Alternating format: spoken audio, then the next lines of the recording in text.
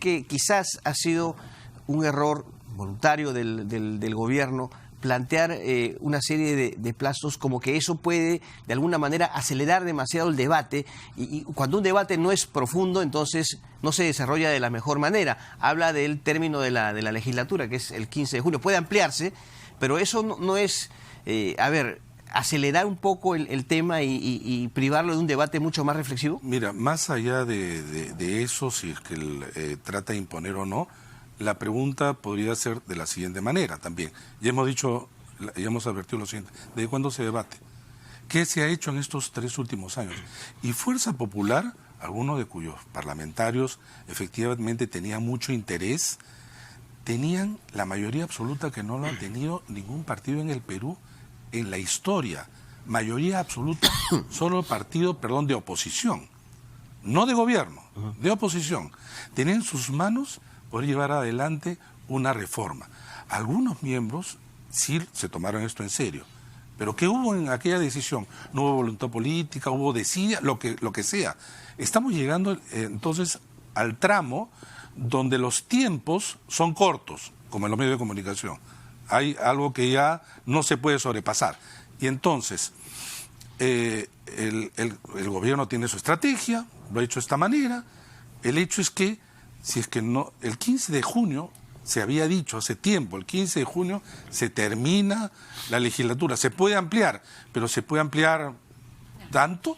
Y termino solamente con este tema porque se habla cómo se va a debatir todo en tan poco tiempo. Hay de los 5, 2 que tienen que tener reforma constitucional. 1, inmunidad. Hemos discutido ya sobre inmunidad, no es un tema nuevo.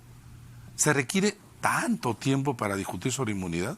2, limitaciones para candidatear a aquellas personas que tienen sentencia en primera instancia por delitos dolosos. Tanto se tiene que discutir, de repente una jornada, pero no me digan que eso es un imposible. Las demás, que no son reforma constitucional, debe procederse a discusión, y estoy de acuerdo. El nuestro, lo hemos dicho siempre, no es un documento escrito sobre piedra, pero también, de la misma manera, creemos respetuosamente que la primera condición para debatir, para poder producir una decisión, ¿saben cuál es? Leer. ¿Y saben qué? Muchas de las personas que lamentablemente hemos escuchado en estos días, y muchas de las cuales nos han agraviado, insultado, de manera injusta por lo demás, no han leído el documento. ¿Se refiere a congresistas únicamente? ¿O? No, en general. Transitado también por los medios de comunicación. No han leído. Y lo que tú has señalado hace un momento es cierto. Se toma en realidad la reforma simplemente, en ambos lados, puede ser, como un instrumento de estrategia de la lucha entre los poderes. Pero justo iba mi siguiente pregunta. Hay personas que han criticado esta lucha de poderes, les parece que no se debería dar, que debería haber consenso, pero yo recuerdo, y habiendo seguido, y también personalmente he promovido la reforma política a lo largo de toda mi carrera, para mí siempre ha sido un tema importante para el desarrollo del país, generar estos cambios. Recuerdo muy bien cuando el Jurado Nacional de Elecciones propuso su paquete de propuestas, cuando la OMPE propuso su paquete de propuestas. O sea, hemos tenido propuestas de todas las instituciones democráticas en nuestro país y todas han sido ignoradas. Y la razón es una: el partido de gobierno en el Ejecutivo tenía mayoría en el Parlamento y se coludían para postergar y patear la reforma, y al final, si la aprobaban, era peor que lo que se había propuesto.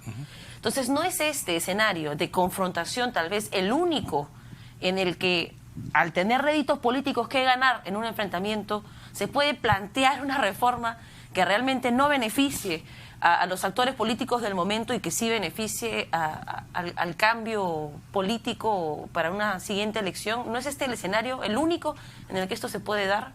Mira, no es el mejor escenario. Hubiéramos querido que esto se discuta pues desde el inicio de este mandato, para tener además más tiempo. Y lo que tú dices es cierto, se ha discutido mucho. Pero ¿sabes cuál es la diferencia? Mira, nosotros hemos visto que efectivamente el Parlamento ha promulgado leyes de corte de modificación de las leyes electorales y de partidos.